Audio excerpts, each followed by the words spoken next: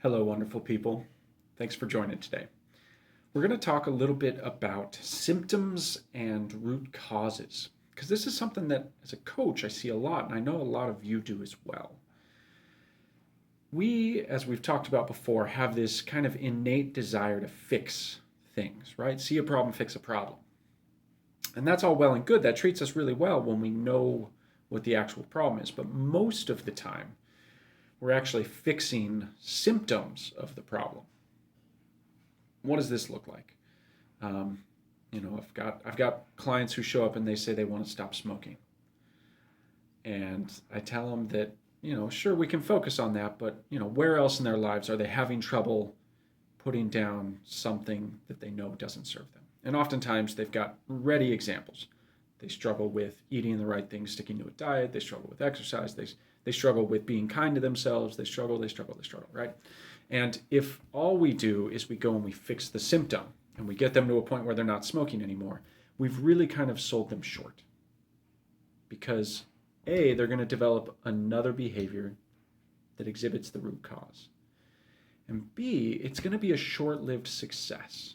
It's going to be the kind of thing that isn't really important. It's one of those little goals when what we really ought to be focusing on is the bigger goals.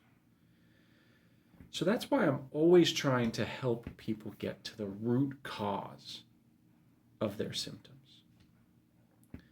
So an exercise that you can go through today is to write down all the things that you wish would change in your life and look for a pattern. And I can't tell you what that pattern is going to be because I'm not sitting down working with you right now.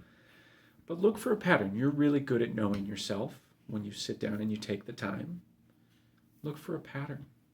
Where else does this symptom show up? And if you just frame whatever you wrote down as a symptom and ask yourself the question, what's the root cause of this?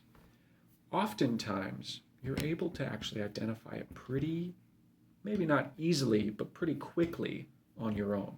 It might not feel good. Often the root causes are things that are in here. They're not out there. And it's really easy to externalize our problems, as we've talked about as well. But taking responsibility for our experience and being willing to look for those root causes allows us to create outcomes that are really meaningful and actually create a major create a major impact in our lives, in your life. And at the end of the day, you're worth having major impacts show up. So stop fixing symptoms. Stop putting out small fires when there's a 10-year-old running around with a lighter. Go take care of the root cause of the problems that you're seeing show up in your life.